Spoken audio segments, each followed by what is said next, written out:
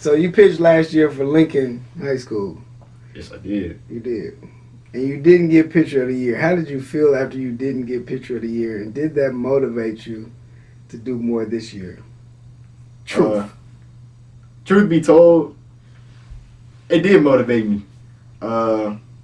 Just because I felt like I shouldn't leave anything that close. I feel like I shouldn't be leaving anything in the umpire's hands. I feel like I shouldn't be leaving the game in the umpire's hands. I feel like I should be trying to win it by a big margin. So, for me, after not winning that, it wasn't like a hate towards anybody. It was a hate towards myself and the work that I didn't put in. So for me, it was all about getting back in the weight room, staying focused, more focused than I was before, and trying to adapt to new things. Look around you. Everything changes. Everything on this earth is a continuous state of evolving. You are not put on this earth to remain stagnant. Hello, my name is Tyler Jackson. I attend Lincoln College Prep.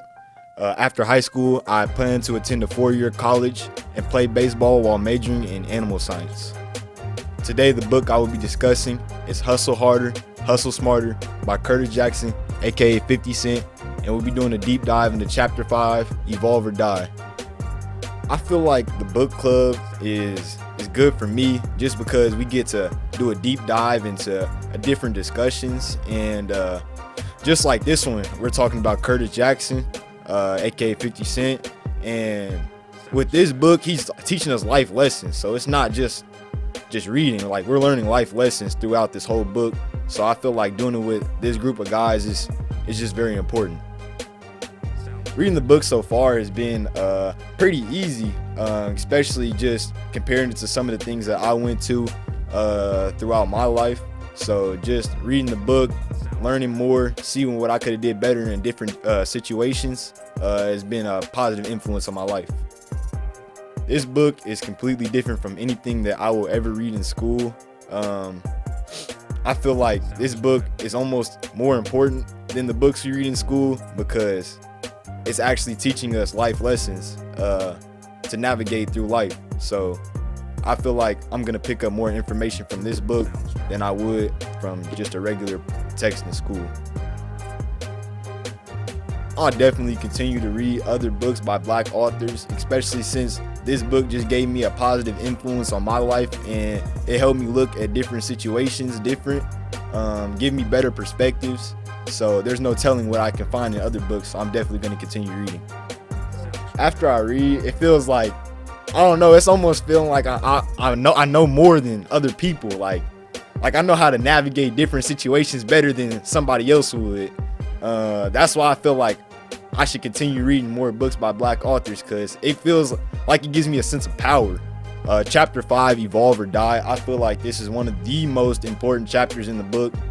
Just because if you can't adapt and evolve in life, you're not going to be successful.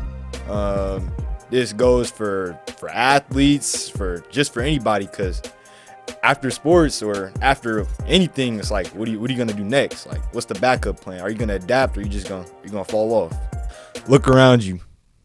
Everything changes. Everything on this earth is a continuous state of evolving. You are not put on this earth to remain stagnant. My life has been changing pretty quick, especially my junior and senior year of high school. It's been a pretty quick transition to almost like a pre-adulthood. It's showing me how fast assignments come, how fast projects come up, how fast time can actually move. So yeah. One of the key quotes that really stood out to me in the book was the hustle about survival. I feel like this quote right here is a powerful text because some people don't really know like how to survive while trying to make money. That can apply to living, getting food in the house, just making a living day to day. So some people don't know how to survive while trying to grind. As a high schooler, I feel like it's all about staying focused. For me, with this quote right here, I say that just because every day it's like you can't let an assignment get up on you. Like, you have to stay ahead of the game almost. You have to do that assignment early. Don't let it follow you. So the hustle about survival in baseball, I feel like it's about your peers catching up to you, or them being better than you, not putting in the same amounts of work. So obviously, if you're not putting the same amounts of work, you're not gonna get looked at, not gonna go to college, not gonna play a high level of baseball. So it's like, are you surviving, or what are you doing? Another quote was, "You have to be willing to adapt or die." So this quote, "You have to be willing to adapt or die," I feel like it just explains the importance of adaptability and flexibility in like the business part of life. So 50 Cent, he shared how music and television were other ventures to stay relevant in his life. So with that, you have to be willing to adapt or die. I say that with a meaning of, you have to be willing to learn new stuff. Like, you can't just be the same person. You have to be willing to go out, try different stuff, talk to new people, make new connections. Like, you can't really get anywhere in life without knowing anybody. You can't do it all by yourself. So that's why I feel like this quote is very important.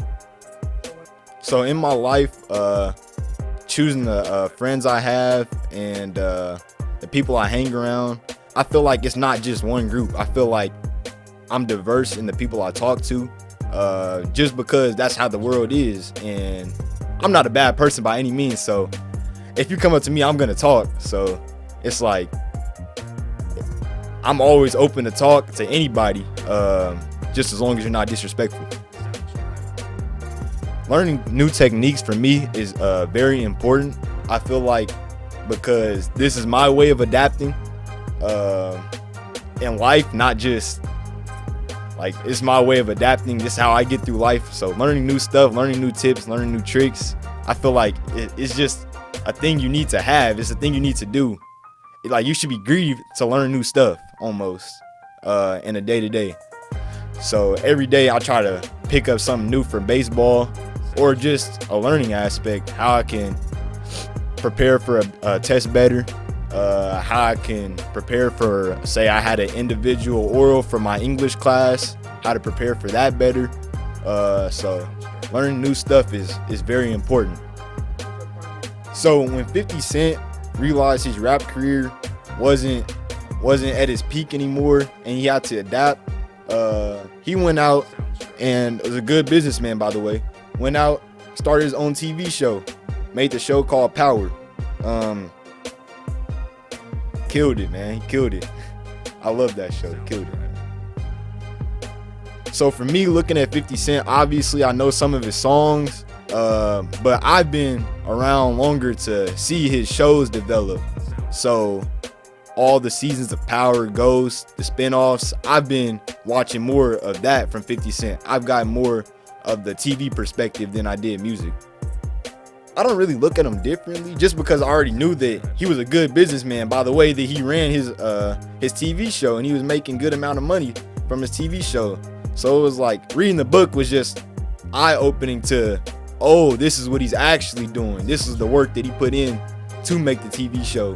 This is how he's making his living. In every profession or field, the most successful people are always the ones who refuse to settle into the status quo, who don't always get satisfied and complacent once they achieve something, but always push towards the next goal or challenge. Conversely, people who get too comfortable or unwilling to adapt are usually ones who will get left behind. So to me, this little section, it just shows that you always want to be greedy to get better.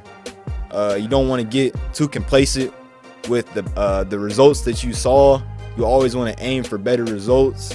Vice versa, if you do get complacent, you can start to see the amounts of money you have go down maybe, You can start to see other people achieving more than you. So I feel like if you don't get complacent in life, you're always aiming to be better, rather than being complacent and just staying how you are. So baseball for me, and I'm an open person, so for baseball for me, so say we're playing like just an IL team, I feel like at times I can get complacent with my pitches. I'm not as focused on hitting that target or that spot every single time, rather than going out and hitting that spot or aiming or working for a goal while I'm playing that competition. So to stay in the zone, I feel like it's the preparation that goes in before the game. So it's how I wake up. It's what I apply before the game. Do I get a good stretch before the game? Am I really talking? If I'm talking a lot, then I'm probably not as locked in as I should be. But if you see me and I'm quiet, you know what time it is. There's definitely been a game where I wanted to stay in, but I was over pitch count. I believe it was probably, I think it was Van Horn last year. I wanted to stay in, but I was over pitch count just because I was at 6 and at 2 outs. Yeah, I was at 6 innings and 2 outs. Had 1 more out to go. Almost had it. Complete game. A complete game to me means that I was dialed in. I was doing my job. I stayed focused throughout the whole game to keep my pitch count below the limit and help my team achieve the W. When I really figured out that pitching was my thing, or that I was actually decent at pitching, I feel like it started kind of young. So like 12, 13 when I developed a nice little changeup, 13 when I got around to throwing the curveball the first time. It all just felt natural to me. So it didn't really feel like hitting. Like hitting, to me, it felt like more stress than pitching. So pitching, it always felt like it was just natural. I just like to do it more than hitting for some reason. If it's just me and a batter with nobody on base, I'm really thinking about just blowing them off the plate. So like, if I get them to 2 strikes, I'm probably trying to throw the ball as hard as I can. It's probably going to be a little bit outside, but I'm probably trying to blow them off the plate, not give them anything to hit. Especially if it's a decent hitter. I'm definitely not trying to throw anything right over the plate. My senior year season, I feel like it should be fun just because I feel like I'm supposed to be one of the leaders of the team. So I feel like I can probably lead the pitching department, just getting us right, make sure we're dialed in, making sure our bodies are right, because I definitely don't want anybody to go through an arm injury like I had. So I'm going to definitely express the importance of lifting, staying healthy, stretching. I feel like the decision to drop basketball, to pick up baseball and start earlier than I did last year, I feel like it's an outstanding decision because the way I'm developing right now, getting my mechanics back earlier than later, right before the season starts, it's super beneficial because I'm cleaning up all my mechanics right now, back in the weight room, not running as much as basketball, cutting down all that weight. So I feel like it is very beneficial. Another key concept I had was self-awareness. I feel like self-awareness is beneficial in the classroom or at a party. So if you're at a party, things are going bad, you have to have that awareness to get out, find the closest exit. But that goes along in the classroom too. You have to have self-awareness that, I need to get this assignment done at this time and not procrastinate and let it get off to the last minute. Another key concept I had from this book is strategic thinking.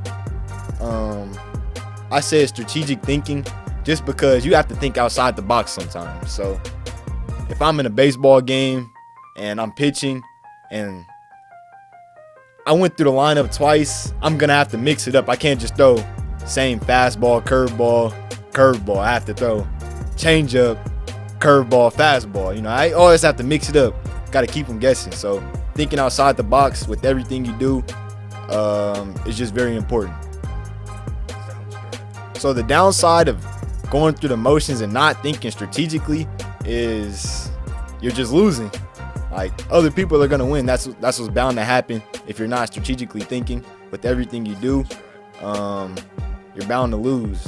So managing my friends throughout my older adulthood is obviously going to be hard. You have to decide who's gonna be with you and who's not. For me personally, I want the people who I've been around the longest that know what I want. They know that I want to go play baseball at a university, and know I want to get good grades. Like I just had a 4.0 last semester, so they know what I'm trying to achieve for. So if I do lose some people, it was good knowing them, but I'm gonna continue to shine. So for me, setting my goals, again, this is where I use my strategic thinking. When I set a goal, I set a goal, but as I'm halfway through that goal or the beginning stages of that goal, I try to set it a little bit higher. So I always want to overachieve on what I'm doing. I don't want to just set the bar and then just be at the bar. I want to go over the bar. So I'm continually moving the bar as I go throughout.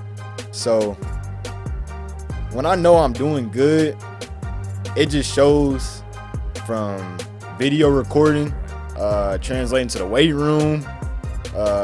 I'm seeing benefits in my body, my arms, my legs. So when I'm self-assessing, I like to take a deep dive in my head and really think about what I just did. So today I just threw a bullpen, but I was cleaning up my mechanics while I'm doing it. And after I got done throwing, I went straight to the wall, grabbed the med ball, and still practiced my mechanics. So it's just always cleaning up my mechanics, always getting in the flow, staying good. So for me, pitching is really just a game of calmness. Like, you can't really show that much emotion on the mound, especially if things aren't going your way. Somebody just hit a home run off you. You can't really show emotion. You can't break down. You gotta stay strong. For me, it's pretty easy to stay calm when the person behind the plate has been playing with me for countless years. So it's like, we know what we're trying to accomplish. We know what we're about to do. And we're always thinking outside the box. Once we get the things that we are striving for, we rarely remain satisfied with them. The things are just the bait. Chasing after them forces us to evolve, and it's the evolution and not the rewards themselves that matters to us and those around us. This means that for the most people, success is struggling and evolving as efficiently as possible. So when I was 11, 12, 13, and I played for the Kings, we were basically winning every tournament we played in. It almost looked too easy for us, but it wasn't. We had to get into a routine, a mode. We had to know which games to like really dial in on, who to call on, which bats needed to be outstanding. So I feel like just getting in a routine, the way we did our days, we showed up at a specific time, 15 minutes, 10 minutes before the time we were actually supposed to be there, eating in between games, staying focused, staying around the team. I feel like it was just a routine that other teams didn't have. They didn't know about that culture of winning that we had. So I feel like the rings and trophies that we had, we wouldn't lose the satisfaction in them. I feel like we would gain more motivation from them when we would see them at our house. So like when I would see my trophy or my ring on the desk, like, dang, I just want to fill my whole hand up now. Like, I don't want just one ring, like I want 5. So, yeah, that kept me motivated and winning. I love winning. Failure is a stepping stone for growth. I say this because I failed countless times with things I tried to do in my life, such as baseball. Sometimes I failed on the field, but you just have to go reevaluate the situation. This happens on a day-to-day basis. Like you can see from Sunday, the Chiefs just lost. They failed at a big moment, but the only thing they can do now is go back to the drawing board, see what they did wrong, see what they can do better, see who needs to switch positions, see who needs to be on the team. So I feel like just evaluating the situation, don't overcomplicate it, I feel like, because yeah, failure is big and everything, but it's like you're bound to lose at some point. Like you can't win every time. So it's like, why not pick the best situation for after you lose to evaluate? Scientists are starting to learn that the music we listen to as teenagers has a greater impact on us than music we might ever hear at any other point in our lives. Our brains are developing at their fastest pace between 12 and 22, and it seems that whatever we listen to between that period tends to get embedded in our minds forever. The stuff you listen to in your life could possibly be embedded in your mind throughout your whole life. For me, the music I listen to isn't as crazy as some other people, so I feel like I'm not as a crash out as some people are. So on my playlist right now, we have Kanye, we have Travis Scott,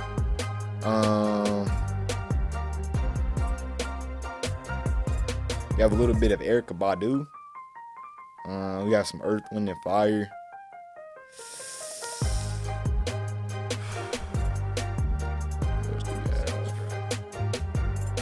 On my game day playlist, see, this where the influence part comes. Like, on my game day playlist, on my game day playlist, I'm trying to turn up. So whatever song that is, I don't really care about the words. I'm looking for the song that has the best beat. So that could be, I don't know, it could be First Day Out, it could be Dreams and Nightmares, it could just be anything that I feel can turn me up for game day or amplify me. I feel like my playlist will evolve. I don't know about the newer music though. I feel like my playlist will evolve, but with older music, I don't see a lot of new music coming into my playlist. But as I do get older, I feel like I'll stop listening to some of the songs I listen to right now less, but I feel like I'll come back to them when I possibly need them or when I just want to listen to them.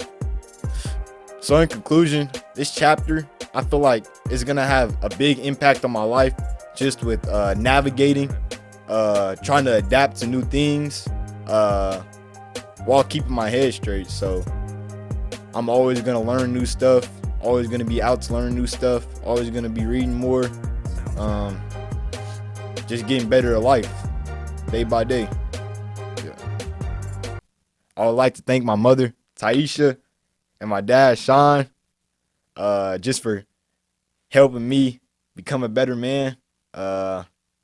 Obviously, I'm about to go off. I know it's hard, but I'm going to be good. I like to shout out Tyson, too. Going to be better than me. My mother and my father, just for the influences that they show me. They show me a positive way to navigate through life, so to not stress at times, to stay relaxed. So if you see me poised and calm, you know why. Like, they keep me educated. My mother, she always stressed education. Before it didn't really show, but when I got to high school, it actually picked up, and I actually was involved in my education way more than I was before. You could see my transitions in GPA went from maybe a 3.0, 2.9, freshman year of high school, honor roll 4.0. So it was just the transitions I made. I learned that I had to adapt, especially since freshman year was my foundation of high school, and my mom was on my grades that whole year. But she's a little bit lax now since I showed that I can adapt to the school or high school. And yeah. So my dad, I want to give him a shout out for keeping the reality a thing. So like my mother, she would sugarcoat some stuff, tell me some things, hype my head up some. But with him, I like that he keeps stuff like real. So like he'll tell me stuff that I did in a game opposed to what she'll tell me, and I'll probably go with his word more than what she'll tell me because that's the stuff that I'm evaluating throughout my head. My name is Tyler Jackson. Follow me on Instagram, 1TCJ5. I'll follow you back. I'm out.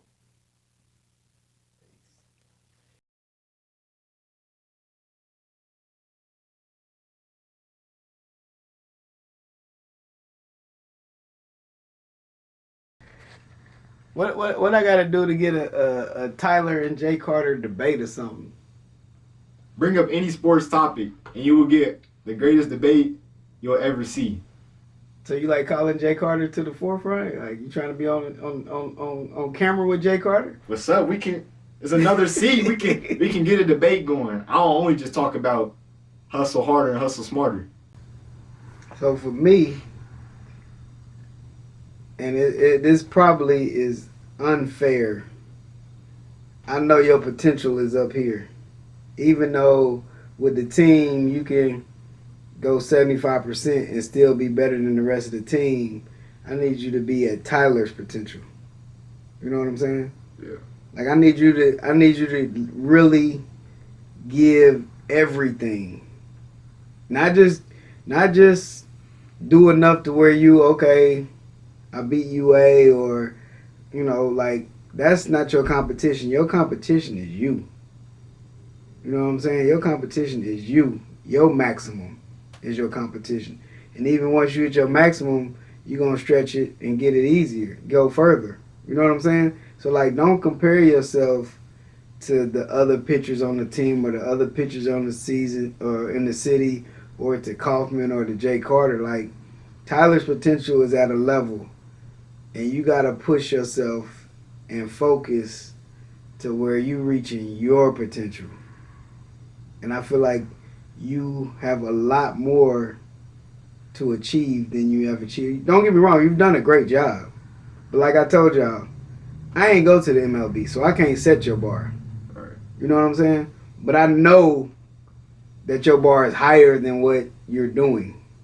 So I'm just hoping that you'll push yourself and focus to where you can really get to where you want to be. Because only you know where you want to be, but make sure that you do everything possible to make sure you achieve your dreams. You understand what I'm saying? Yes, sir. So, like, sometimes you can get an award and think, oh, I'm good. I was all conference. I was all state. Or I signed in the fall. Or I committed to this school in the fall. So, I'm cool. You know what I'm saying? But a lot of people that commit don't reach their potential because they feel like I'm already at a college. But the reality is, like, these kids that go to college to play, they going non-stop. And they probably 2 years older than you already off top. You know what I'm saying? So they done ate. They got 2 more years worth of eating on you. So their size is bigger. They just grown. I mean, they grown men. But you got to make sure you're doing all that Tyler can do to get to where Tyler wants to be. And when you exhaust all your energy on achieving your goals, you don't never feel bad about nothing. Feel me? Yeah. So I want you to just push yourself to be better, man. Like, and I know you got it in you.